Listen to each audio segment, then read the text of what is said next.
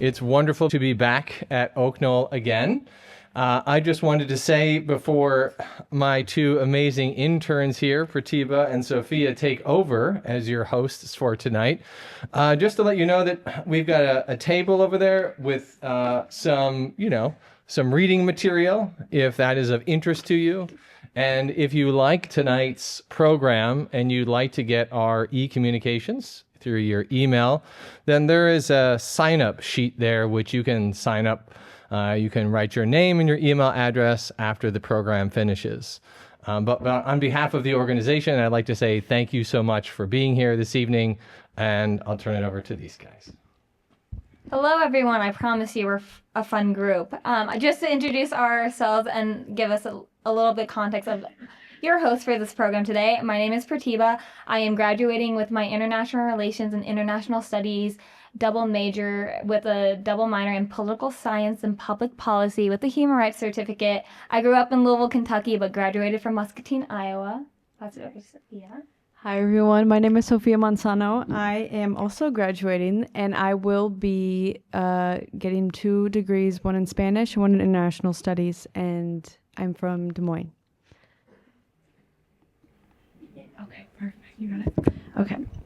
So good afternoon or good evening, and welcome all of you here and those joining via live stream to the Iowa City Foreign Relations program featuring Ambassador Ron McMullen on the topic of Flashpoint, Taiwan, China, and the United States. As we've already stated before, that we are the interns, and we're very happy to be hosting today's program in this 10th and final program of our spring 2025 season. This is one of our last opportunities as interns because we both graduate in the spring from the University of Iowa. And as a reminder, we do plan for this program to go until 8 p.m. Don't worry, we triple check. We are graduating. We're not lying to you. We are deeply grateful for the long-standing support from our community. As a small nonprofit, we exist because of the participation and support of individuals like you. In fact, many of our strongest advocates over the years have been or currently are Oak Knoll residents. Your help has allowed ICFRC to continue to grow for 41 years, hosting speaker programs like this with experts joining us in person and online from across the world. If you are not yet a supporter and are able to make a donation to keep our free educational programs available over the next year, we thank you.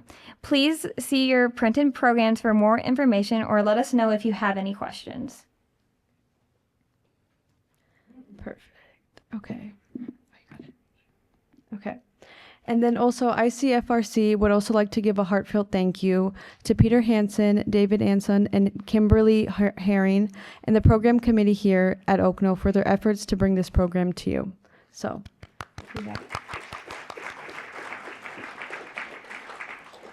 and thank you to all of you for your support and for what you do for the Iowa City area community. We thank you. It is now my honor to introduce today's speaker, Ambassador Ron McMullen. Ambassador McMullen is the ambassador in residence at the University of Iowa, where he teaches diplomacy and comparative politics. He brings over 30 years of foreign service experience and has lived, worked, or traveled in 124 countries. His distinguished career includes serving in the U.S. As the U.S. ambassador to Eritrea, working alongside Aung San Suu Kyi in Burma, and helping prevent civil conflict in Fiji. He also taught at West Point, advised on global security, and accompanied Hillary Clinton and Nelson Mandela on a historic visit to Robben Island. A Northward Iowa native and a University of Iowa PhD graduate, Ambassador McMullen has earned multiple State Department and teaching awards. Please join me in welcoming Ambassador Ron McMullen. Thank you. Thank you for that welcome. Great to see everybody here this evening. Very nice facility, and gee, what a good crowd here we have tonight. I've said hello to a lot of you. It sounds like you know a lot, probably more than me. I'm actually a fraud on this topic. I have no idea. I've never been to Taiwan. I'm not really a China expert, but we'll see. It should be interesting. I look forward. I will probably learn a lot from the questions and answer period as well. But I thought I'd talk to you a little bit tonight. First, I wanted to let you know I got finished grading my final exam this afternoon and have assigned grades. And so I'm kind of in that question and answer mode. So I'm going to ask you a question. Today is May 15th. What happens in 11 days?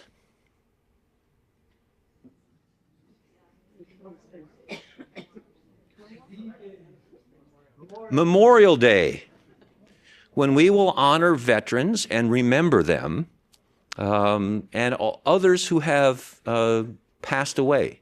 My parents would always go to the cemetery and put flowers on their parents' grave for Memorial Day.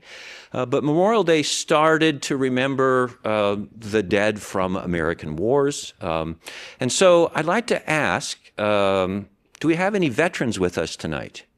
Let's see a show of hands. Veterans, all right. Let's give them a round of applause. Thank you. Thank you for your service. I have never served in the U.S. military. Although Jane and I taught at the U.S. Military Academy at West Point, Jane for a semester, kind of a substitute French instructor. I was a visiting professor of international relations there. So I'm going to talk about war tonight and the prospect of war between the United States and China over Taiwan. So war is a horrible thing. And we have fought a number of wars recently, Iraq and Afghanistan. We invaded Panama. We invaded Grenada, some smaller wars in the greater scope of things. When I was growing up, the Vietnam War was raging. Does anybody have memories of the Vietnam War? Show of hands. Yeah. As a junior high kid, I remember Walter Cronkite reporting that American forces had killed 16 guerrillas in South Vietnam. I thought, why are we shooting guerrillas? So that was how kind of I grew up. Do we have anybody who has any memories of the Korea War? The Korean War, okay, maybe, yeah, quite a few folks. Anybody here with memories of World War II? Okay, yeah, quite a few, okay. How about anybody here have any memories of the Peloponnesian War? No, okay, that's where we're going to start. So the Peloponnesian War happened about 2,400 years ago in Greece. So that's kind of the kickoff tonight. So the Peloponnesian War was a horrible war that pitted Sparta, which is down here in the Peloponnesia part of Greece, against Athens. And we know about the Peloponnesian War because an Athenian general named Thucydides wrote a history of it, and he is considered kind of to be the father of history.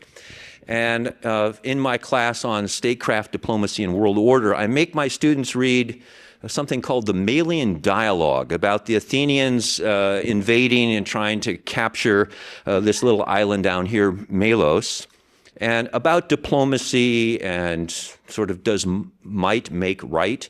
The most famous saying out of the Malian Dialogue is the Thucydides commented saying, the strong do what they want, the weak suffer what they must. And are we returning to an international order where might makes right? And for a long time, the United States had upheld values like promoting democracy, the rule of law, human rights, market-oriented economics, but maybe not so much anymore.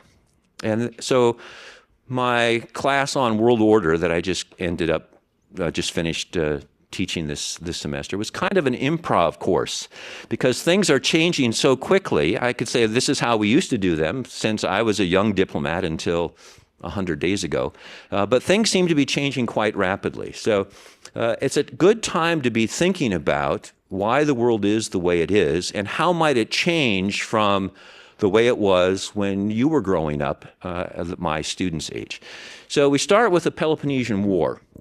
And Thucydides says that the cause of the war was the rise of Athens and the fear that this instilled in Sparta that made war inevitable. So about in 2015, a political scientist at Harvard University, a guy named Graham Allison, wrote a research paper that he didn't want to publish it in one of the dusty academic journals. He published it in The Atlantic, which maybe some of you have read, and he called it the Thucydides Trap. And he said this contest of an established power and a rising power that causes fear in the established power, does this lead to war like Thucydides claimed back writing about the Peloponnesian War? And so this notion called a Thucydides trap, it was the rise of Athens and the fear that this inspired in Sparta that made war inevitable. So we hear about the Thucydides trap a lot. In fact, the president of China, Xi Jinping, wrote, "We all need to work together to avoid the Thucydides trap, destructive tensions between an emerging power and established powers." So much like the concern of the established power, Sparta in the Peloponnesian War, the United States in the current world order, and the rising power, China today and Athens 2,400 years ago, does this notion of an established power and a rising power that may displace it cause war? Graham Allison looked at 16 cases in great detail that happened in the state system, and he found that in 16 cases, in 12, war broke out between the rising power and the established power. And so he's tried to look at patterns of history and international relations when we have this Thucydides trap present. And he concludes that war is more likely than not based on the patterns of history and international relations that we've seen over the course of the last 3 or 4 centuries. So a lot of people have decided that that's not actually the case, but a lot of people have been very concerned about this since Graham Allison published this. So let's see. I'm going to ask maybe one of the interns while I'm talking, if you could pull up Google Maps for me here, that'd be good. And we'll focus on Taiwan.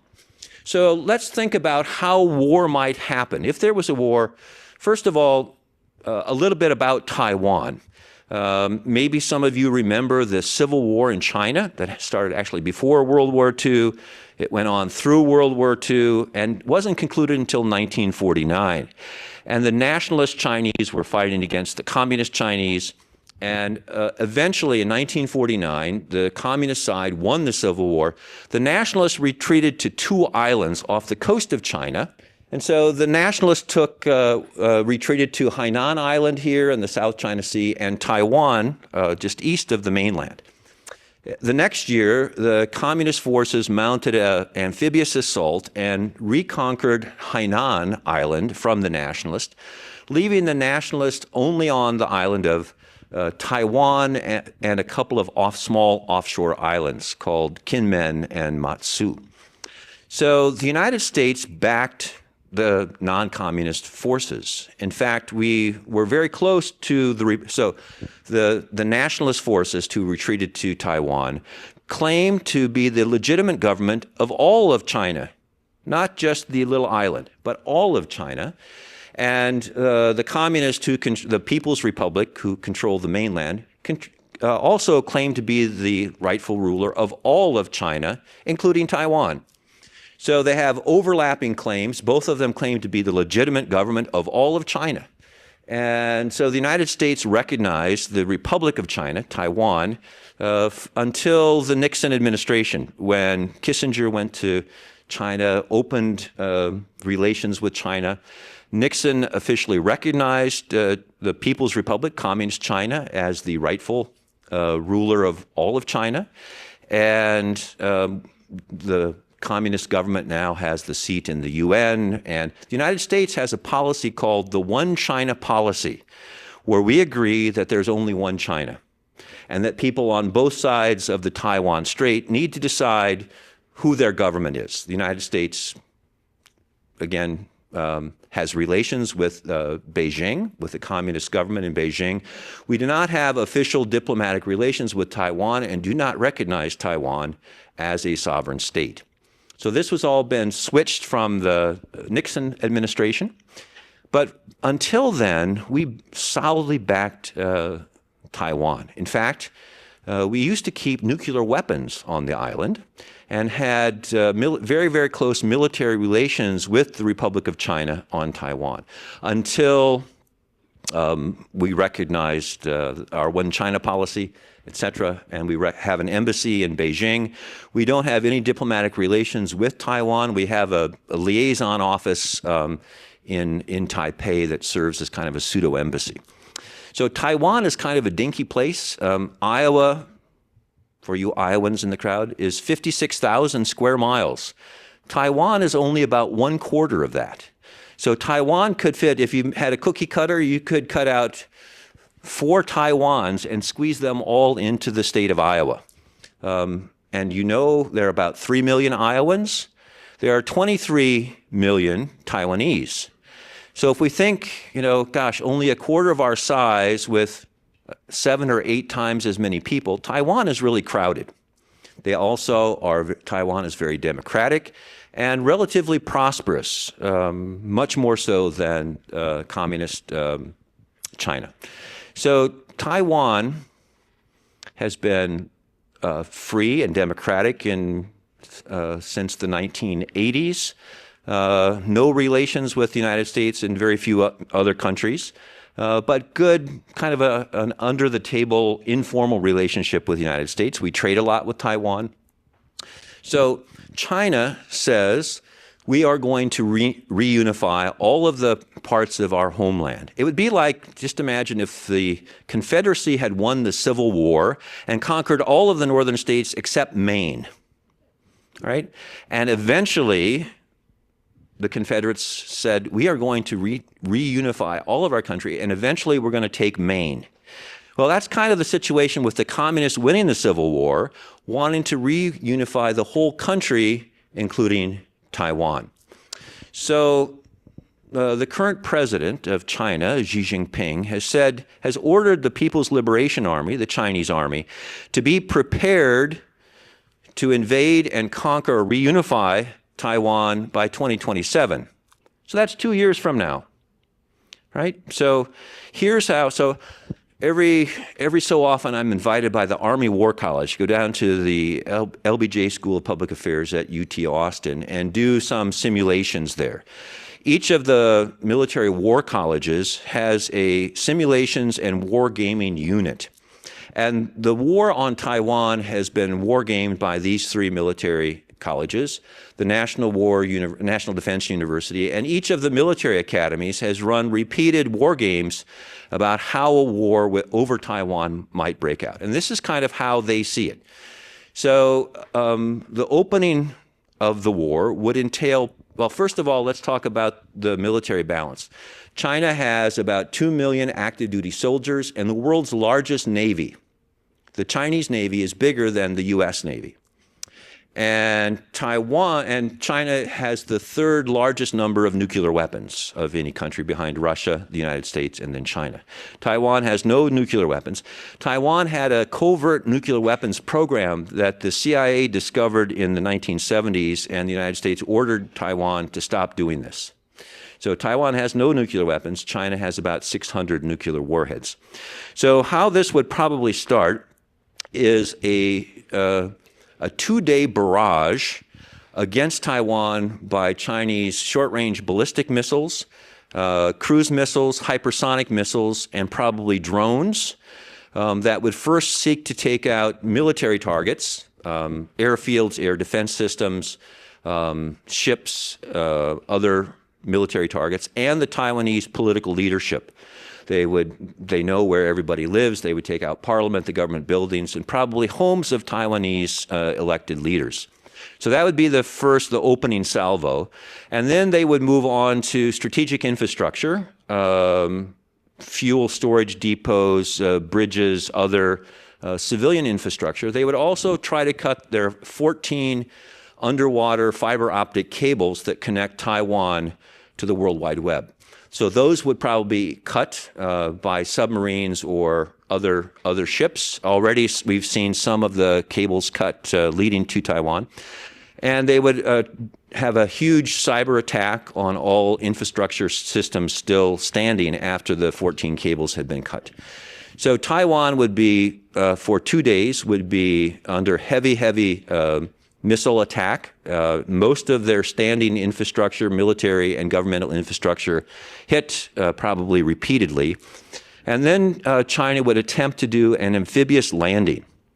So we think about D-Day and Incheon and some other World War II era amphibious landings. Amphibious landings are one of the trickiest, most difficult military maneuvers to conduct.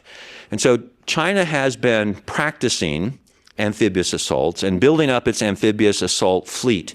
But we would have some warning because you'd have to assemble the troops, you'd have to bring together the amphibious landing craft, leaves would have to be canceled. There would be a fair warning that the invasion of Taiwan was about to happen. So 2 days of missile barrage and then an amphibious assault. So the Taiwan Straits, can we zoom up a little bit just on Taiwan? The Taiwan Straits there are about 100 miles across, which is much further than England was from Normandy. So the Chinese amphibious assault would have to go across here. It's shortest right here. It's about 80 miles, but generally about 100 miles across. There are 14 beaches in Taiwan that are suitable for an amphibious landing, and the Taiwanese know where they are. And after this 2-day barrage of missiles, they would try to mine and move their forces to meet the bridgeheads. So most war games have about 20,000 Chinese troops a day making it to Taiwan for 2 days, probably with about 10,000 also either parachute or airborne landing there. So maybe after 2 days, there would be perhaps 50,000 Chinese troops on the island. The Taiwanese military isn't very big. There are about 180,000 active duty soldiers now and about 2 million reservists.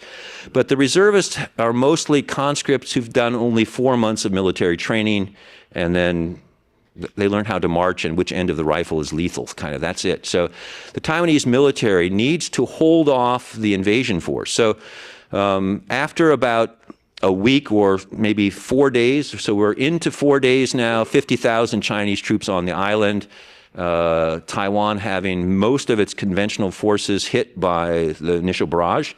Then hopefully, according to Taiwanese military officials anyway, the U.S. Navy would come into play, both with submarines in the Taiwan Straits and also aircraft and drones operating from Okinawa or U.S. aircraft carriers.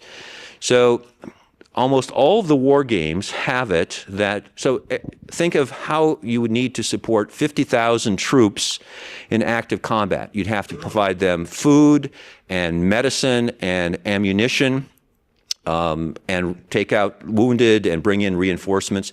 You would need a steady stream of ships going back and forth across the Taiwan Straits. Probably after 4 days, there would be lots and lots of U.S. submarines there, taking a tremendous toll of Chinese resupply reinforcement ships. And when our air power and drones come into play, it's very likely that after about 2 weeks, there would be 50,000 Chinese soldiers trapped on Taiwan with no resupply. And at that point, most war games end, because after that happens, nobody knows. What would China do? Go nuclear? If they couldn't reinforce or pull out those 50,000 troops, would they just let them perish or hold out? Nobody knows. So that gets to be really, really tricky at that point, and really dangerous, frankly. I mean, the whole scenario is very dangerous. Now, Xi Jinping wants to maintain Chinese Communist Party control of China. And he thinks that there are two things that really keep the legitimacy of the government in China together. One is, it's called performance legitimacy. And that is the amazing, amazing prosperity that China has witnessed in the last 2 generations. Gone from one of the poorest countries on the earth. Maybe you heard as a kid growing up, clean up your plate, there are starving children in China.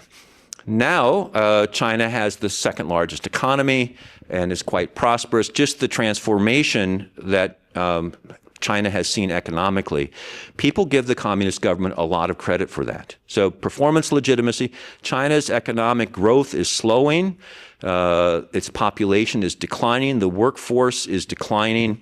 So China will face new challenges to maintain this performance legitimacy.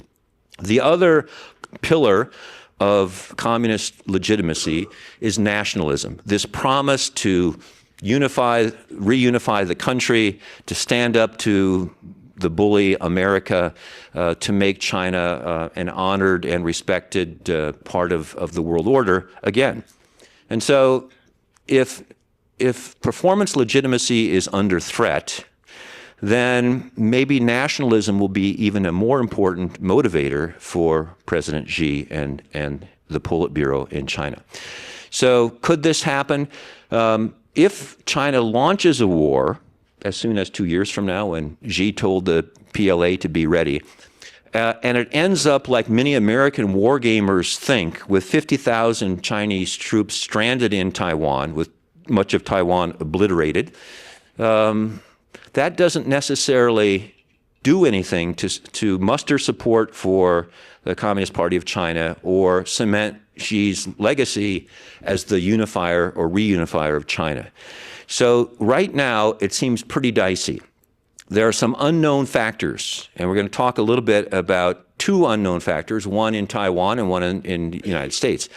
First of all, the United States doesn't officially claim that it will support Taiwan if it's invaded.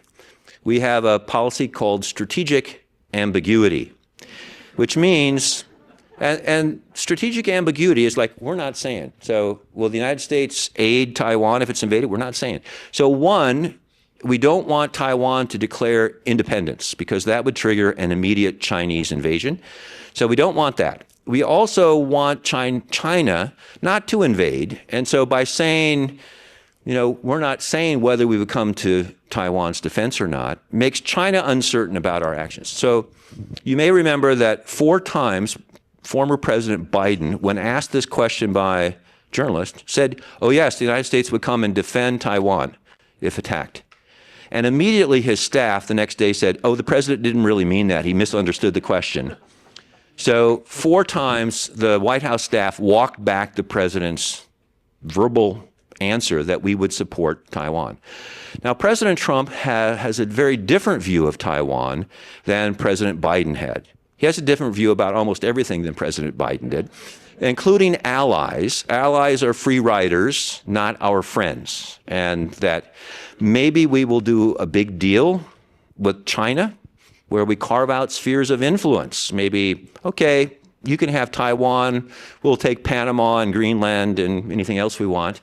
Okay, Putin, you can have Ukraine and Moldova, but we'll carve the world into spheres of interest. So nobody knows exactly. President Trump has complained that Taiwan stole our microchip industry. Right now, after the latest toing and froing on tariffs, Taiwan has higher tariffs than China, at least for now. China pays the current, I didn't check before I just came over, but just the most recent was 30% for Chinese tariffs, 32% for Taiwan. So Taiwanese right now are not sure what President Trump might do. And I think that's a fair assumption to be uncertain. Now, Taiwan also has problems. The president of Taiwan, President Lai, is from the People's Progressive Party, which has been edging towards declaring independence, but knows that would trigger a Chinese invasion, so hasn't done it yet. The other party is more accommodationist in Taiwan, it's called the Kuomintang or the KMT party. They've been friendlier with China. So we have the president who is kind of against China, and the other major party is kind of seeking a way to accommodate Chinese interest. They control parliament. So the legislature in Taiwan is controlled by a party, I wouldn't call them exactly pro-Chinese, but they're not very keen on declaring independence. The president is. The president says we need more defense spending. We need more preparations, civil preparations for catastrophe, and we need closer alliances in the region. And the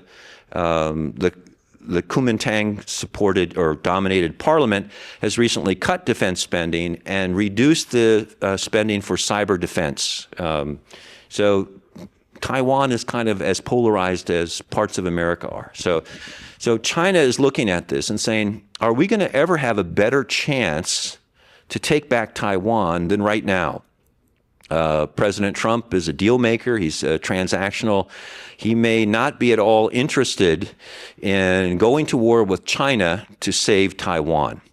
Now, if Taiwan is invaded by China or capitulates with no invasion, if you were the president of South Korea or Japan or the Philippines, how would you feel about your alliances with the U.S.?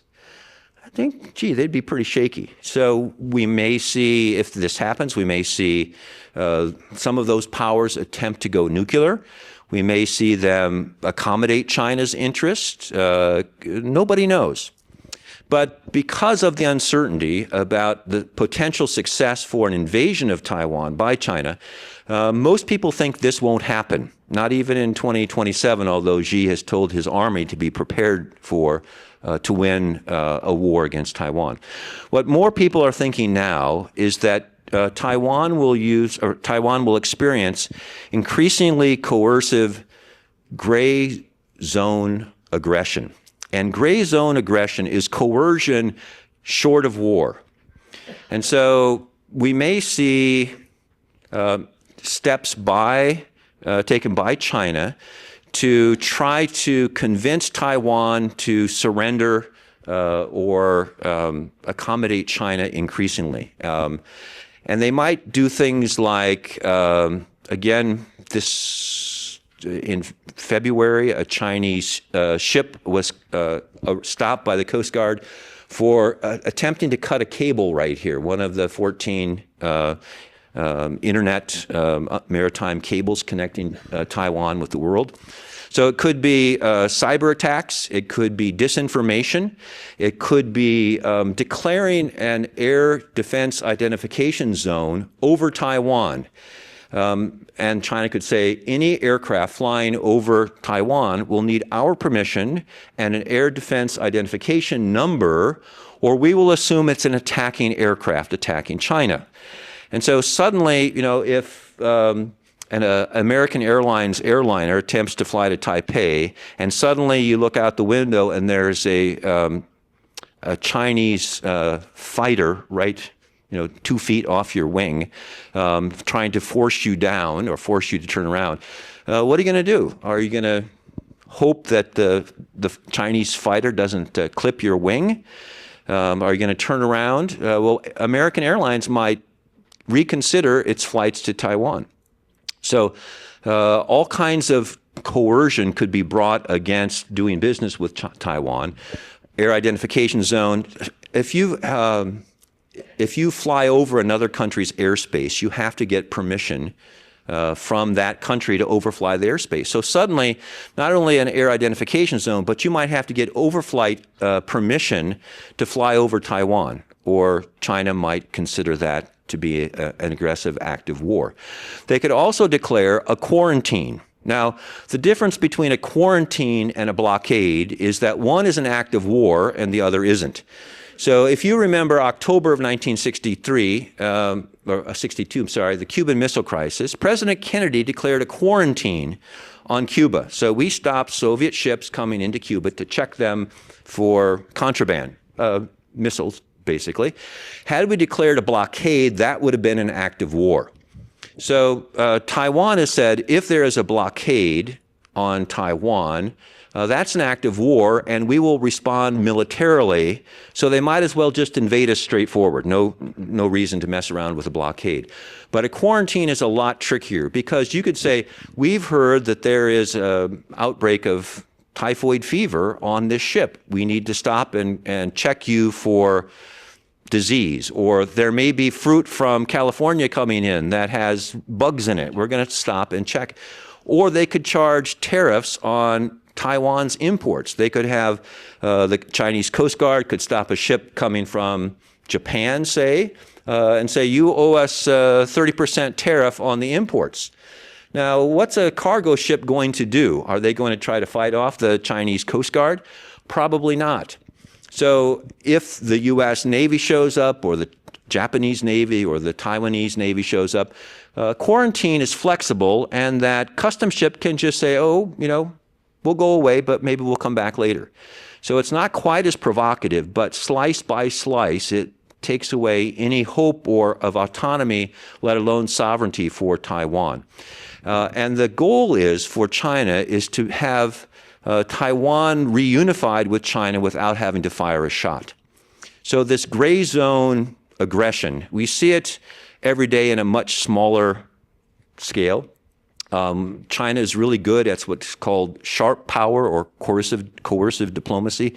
There was a movie made during the Cold War. It was a really hokey movie. I watched it. I'm not sure why. I kind of regret the 2 hours I'll never get back. But I watched a movie called Red Dawn. It was about the Soviet Union invades the United States, and a bunch of football players in Oregon or Washington or something form a guerrilla group, a militia, and they fight back and they defeat the bad Soviets. Well, there was a remake. Hollywood made a remake of this called Red Dawn 2012, and the Soviet Union was gone. So who are the invaders going to be? China. So the movie was made with a Chinese invasion. Again, the sons of these football players from the original movie got together and went to the woods with their hunting rifles. When China found out that this movie was presenting China as the villains in this movie, they said, oh, you don't want to do this. We will get you. If you won't have any access to our box office, we'll do lots of things. We'll do cyber attacks against you. So after production, they went in and changed all of the language from Mandarin to Korean, and changed all the insignia using photo effects from People's Republic of China to North Korea. And somehow North Korea was invading America and requiring these football players to go save the day. And it didn't really help because China banned the movie anyway. So Hollywood is very, very cognizant of China's coercive diplomacy. Google is banned in China. Facebook is banned. There are about 300 American leading websites. TikTok, which is owned by China, is banned in China. So several years ago, when there were pro-democracy protests in Hong Kong, the owner of a National Basketball League, was it the Dallas? What's the team in Dallas? Mavericks, yep. The owner of the Mavericks said, fight for freedom, stand with Hong Kong. And China said, none of the NBA games are going to be shown in China for the next 20 months. And they stopped all advertising. It cost the NBA about $200 million for that one tweet by one basketball. So China plays rough. They don't take any. So they're also trying to lure politicians in Taiwan. So in 2022, China announced that they were going to allow no pomelos. A pomelo is like a big grapefruit kind of. It's a citrus fruit. No pomelos from Taiwan will be allowed into China, except after a member of parliament named Mr. Fu went to China kind of on bended knee and said, gosh, our farmers really like China. We need to sell you our pomelos. China made an exception, said all pomelos from Taiwan are banned, except from Mr. Fu's constituency. He can sell, we will import pomelos from him. So it's not clear yet. And so Taiwan has a lot of uncertainties about America's reaction. Taiwan is divided. China is not certain whether it can launch an effective invasion of Taiwan. Maybe there have been Chinese war gamers who have done this 7,000 times, like war gamers have in the U.S., and come up with a different answer. But it's been pretty consistent that it's not clear that China can successfully invade and conquer Taiwan given the current military balance. So for now, unless Taiwan declares independence overnight, which would almost certainly prompt large-scale attacks. So there's a couple of other ways that we could see this. So this little island right here is called Kinmen. used to be known in America as Quemoy, and in Fujianese it means Golden Gate. It's an island that belongs to the Republic of China. It's just offshore from the People's Republic right there. This and another couple of islands up this way, right up here. These islands, there are 4 islands here that also belong to Taiwan. These are called the offshore islands. Now, in 1954, 1955, the Chinese tried to take Kinmen. It's only 58 square miles. There we see Kinmen County right there. And about 120,000 people live there. There was 44 days of artillery barrages at 10,000 rounds a day. So Kinmen Island was just hammered by Chinese artillery. There were 100,000 Taiwanese soldiers on Kinmen Island, and China decided it didn't want to invade. But it came pretty close. And the U.S. Joint Chiefs of Staff recommended to President Eisenhower that the United States use nuclear weapons to defend the offshore islands. So we almost went to war, nuclear war, with China over this 58 square mile island off of Taiwan. It was, and in 1958, there was another attempt by China and led to military action. There were dogfights over Quemoy. 1960, we had a young senator from Massachusetts running for president against the current vice president and had a series of TV debates. You can go on YouTube and watch young John F. Kennedy and pretty young Richard Nixon debating whether the United States should guarantee the defense of these offshore islands. Nixon favored it. Kennedy didn't. Kennedy said, we will defend Formosa, as we called Taiwan then, but we're not going to go to war over what we used to call Quemoy, now we call Kinmen. So these offshore islands, can you imagine going to nuclear war, nuking China for this little island? China did not have nuclear weapons then, so it wasn't that mutually assured destruction came into play. We could nuke China, but they couldn't nuke us back, was sort of, and the Korean War had just ended. We were not at all friendly with China. China had sent 1 million volunteers to fight in the Korean War. So today, Kinmen County, there are only about 3,000 Taiwanese soldiers there. They import all their water from the mainland. So China could just cut off we have problems with the valves. I'm sorry, there's no water for Kinmen. For how long? Well, we're working on it. We'll let you know maybe later. Most of the municipal councils in Kinmen, on Kinmen Island, want to be demilitarized. They don't want to be the source of the start of the Taiwan War.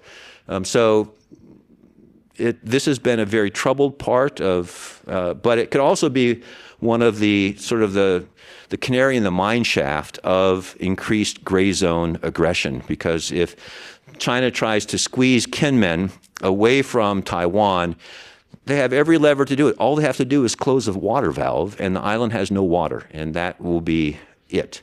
So Kinmen is kind of a sleepy, quiet place right now, but if China intends to ratchet up the gray zone aggression, this might be one of the first places it starts. So that's kind of a scary scenario. I don't have any idea how we're going to get out of this. So I wish I had, and to keep the peace, we need to do this. It's not clear from Washington yet exactly what President Trump's foreign policy principles are going to be. If anything, who knows? So maybe this will come more into focus. So can we zoom back out to Taiwan now as a whole? So again, Taiwan, 23 million people, could fit 4 times into Iowa. Also in the northwestern part of the island is a series of factories run by the Taiwan Semiconductor Manufacturing Company, TSMC. It makes 92% of the advanced microchips that the world consumes. All of our highest speed electronic equipment, AI, quantum computing, quantum mechanics, all depends on Taiwanese advanced microchips from one company in Taiwan. The Taiwanese say China can't possibly think to invade us. We have a silicon shield defending our country. Of course, Taiwan, or some Chinese may say, gosh, if we could just get our hands on that series of factories, we could control the future. Now, the United States probably wouldn't let that happen. If Taiwan either surrendered or was conquered, I would guess that those advanced microchip fabs won't be there. I think the United States would disable them somehow through cyber attack or other kinetic action. So this silicon shield may be giving false hope of security to the Taiwanese. So as your children and grandchildren move increasingly into AI, American AI generative large language models are going to be almost all, the brain power comes from Taiwanese semiconductors, these advanced microchips made by one company in Taiwan. So again, how that all plays in, very complicating factor. Trump has said, oh gosh, you've got all the best microchips. So TSMC agreed to build 2 big factories in Arizona.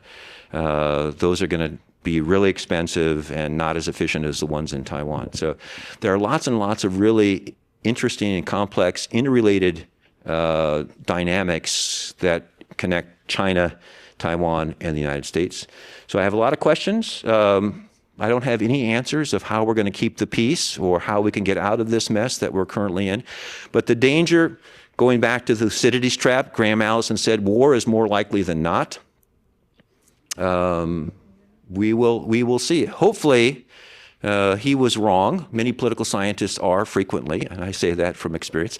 No, but so we will see. From the Peloponnesian War to the Taiwan War, perhaps. Hopefully not. So lots of questions. Maybe you have some questions. I'd be glad to hear questions from you. I'm supposed to hand the mic to you and then run up. Is one of those mics still on? Yes. Are you going to be the mic runner? I am the mic runner. Great, thank you. In the 70s, we heard about the 7th Fleet patrolling the Strait. What is the U.S. Navy's presence in that area now? Yeah, we've just recently changed our strategy from the aircraft carriers will come and rescue Taiwan to something called dispersed lethality. China has developed hypersonic missiles that could probably kill an aircraft carrier.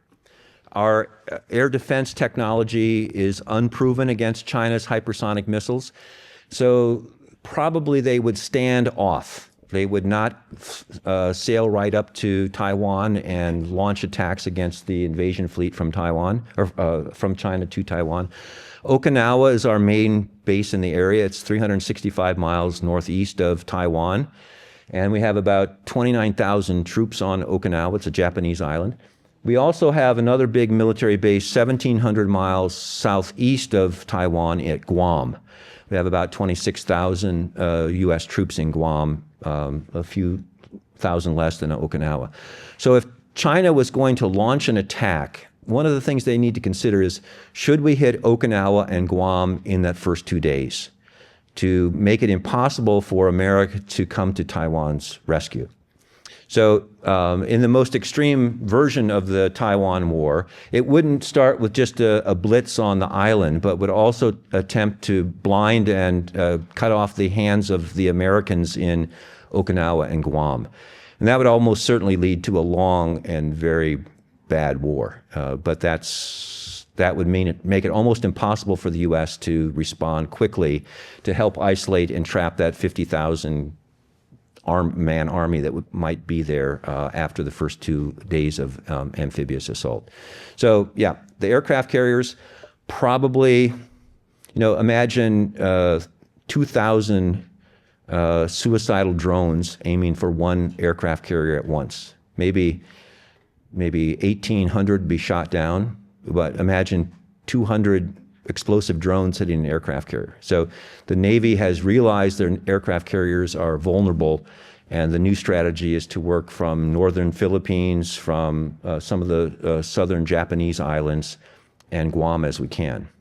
But that's not guaranteed either. Yeah, good question. Others?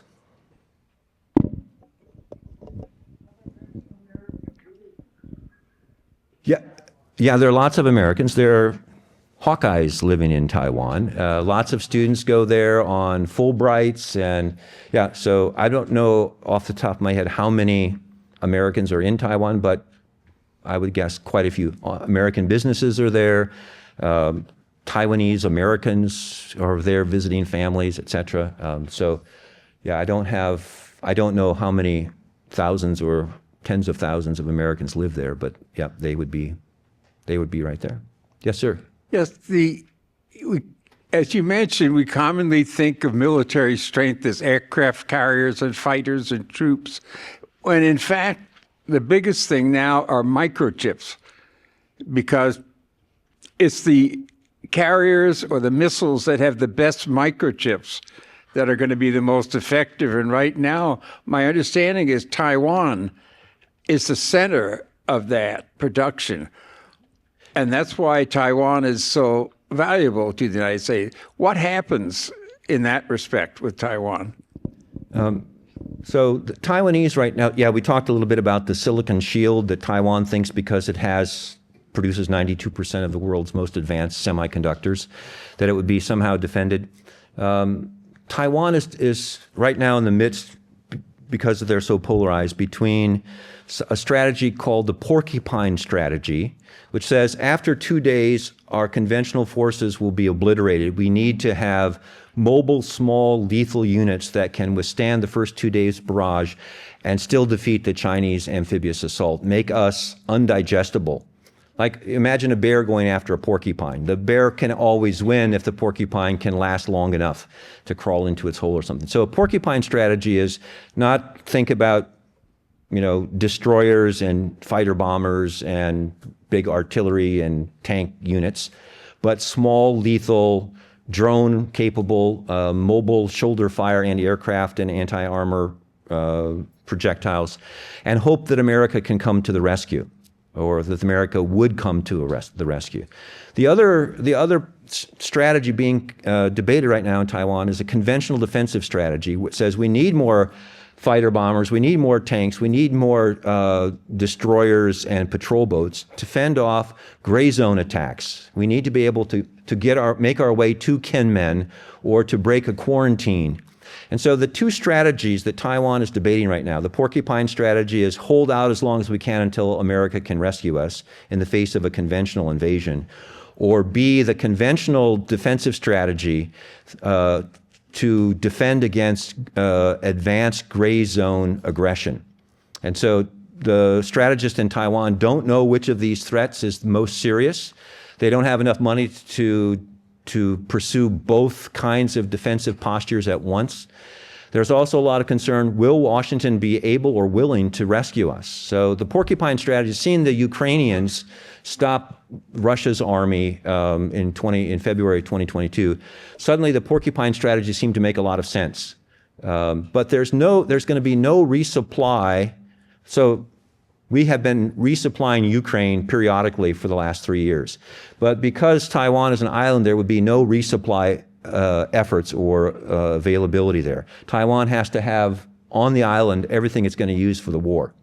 Taiwan has right now, most of their electricity comes from LGN, liquefied natural gas. They have 14 days supply of LGN on the island right now. So can Taiwan hold out very long? Maybe a week or two without the U.S.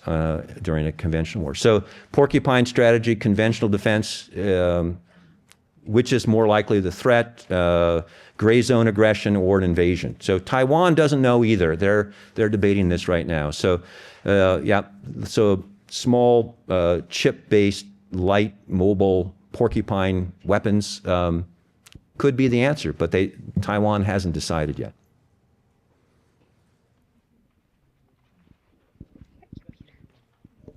The war game scenario you described had American submarines, in essence, cutting off the 50,000 Chinese on Taiwan? Yep, along with U.S. aircraft, missiles, and drones. But that is assuming that we will jump into the fight. Yep. Yes, absolutely. And what's your scenario if we don't? Well, Taiwan, if there's a conventional invasion, Taiwan can survive for maybe a week or two. But they, again, and China will pay bounties for deserters and mutineers. So they know that that's in the can. So if you were a young conscript in Taiwan who'd had 4 months of training and you were being offered $20,000 to turn your rifle in, that might be an enticing offer. So Taiwan couldn't last very long without the U.S. And if it was clear the U.S. wouldn't come to Taiwan's defense, there probably wouldn't need to be a war. Taiwan would probably capitulate. They realize they can't win straight up. I'm always amazed by the use of the word invasion. I understand that you use it very carefully, but some other people. Yep, use the mic. Yeah, you use the word invasion very carefully, but not everybody do that. And let's change the scenario. Let's say the government in Taiwan is strong enough to conquer mainland China, and they want to unify China, which is also legitimate. Would you also call it invasion? Yes. Yeah. So China uses reunification. Reunification. I'm an American diplomat. I'm an American. I would call it invasion. I think for me it has a different context. Yep, absolutely, and certainly understandable. Yeah, from the Americans' selfish standpoint, Okay. It's okay. As you said, might is right. Well, we believe in democracy, human rights, rule of law. Those are principles as well. But certainly people in China and people in Taiwan see the issue differently, and certainly people in America do as well. So thank you for that. Is North Korea in this picture at all? No, North Korea is not in this picture at all. North Korea, so one of the strange aspects of this is if you think about where Seoul is in the Korean Peninsula, Seoul is just almost on the demilitarized zone. North Korea has 6,000 artillery tubes buried in cliffs within range of Seoul. And so on a moment's notice, there could be 6,000 artillery shells raining down on Seoul. If you can fire 1 round a minute for 1 hour, that would be 360,000 artillery shells hitting Seoul, Korea, with no defense possible. So the U.S., the knowledge of that fact means that U.S. troops in South Korea now probably wouldn't be involved in a rescue or defense of Taiwan, because almost from a standing start, North Korea could unleash this barrage of, in an hour, 360,000 shells into Seoul. So it means that those 24,000 or however many troops we have in Korea now probably would not be available to work on the defense of Taiwan. Hi, Ambassador. Thank you so much for coming to speak to us. I am very interested in public perception affecting this potential Taiwan war. So you mentioned that of the powers of legitimacy, nationalism is one of them, and Xi Jinping might be focusing on broadening nationalism in China. And on the flip side, I'm curious, because in the US, it seems the country is pretty divided, so nationalism may not be as strong. As we've seen from the TikTok outburst and China boosting its kind of soft diplomacy and targeting and changing its perceptions of its country in the US, how might kind of those different levels of nationalism affect maybe support or, strength for the potential Taiwan war? In the U.S. or in Taiwan? U.S. and China, maybe, in terms of support. I've only seen recent public opinion polling for Taiwan. 4% of Taiwanese favor reunification, but 30% expect it. So, yeah. And in the United States, I don't know. There's no free public opinion polling in China. Yeah. So, so Taiwan, we had that recently, but I don't know what the U.S. Most Americans would be hard-pressed to find Taiwan on a map, let alone kin men. So I don't know. Good question. I don't know. Thank you. And that might not have any effect on whether the U.S. acts on this or not? Or? President Trump tends to make U.S. policy on Truth Social. And so what American public opinion is, or even what his cabinet advises him, may or may not have an impact. So President Trump wants to win the Nobel Peace Prize. That's one of his legacy goals. And so getting into a war with China over Taiwan may keep him from winning the Nobel Peace Prize. So it's hard to say. Thank you.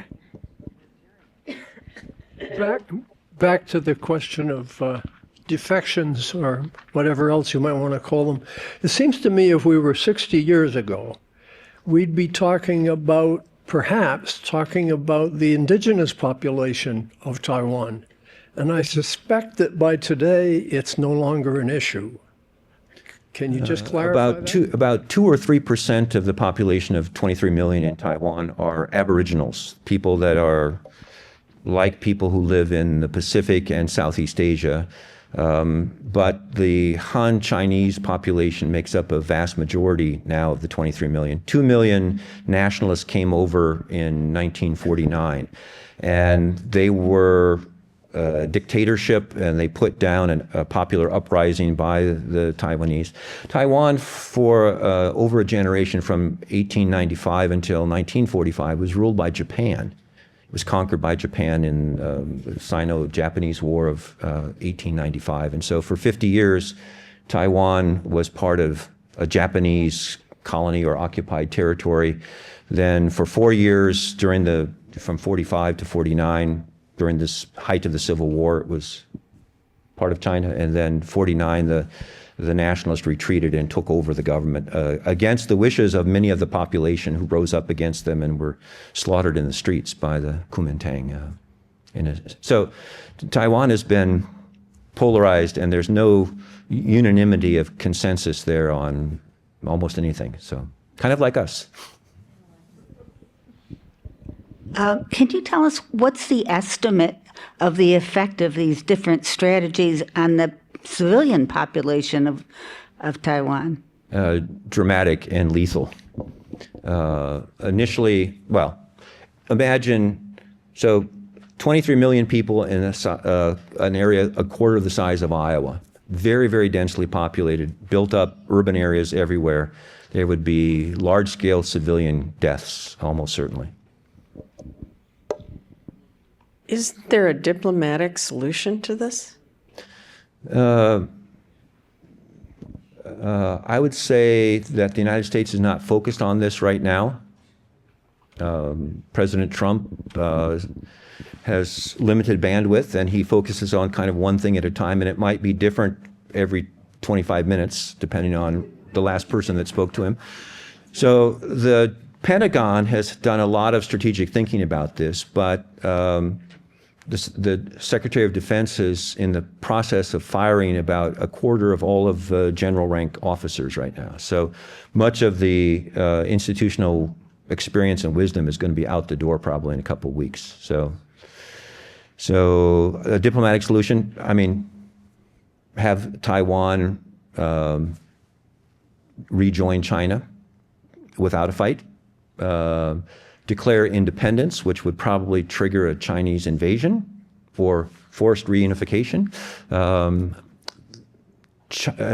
the 70s, Taiwan had a covert nuclear weapons program.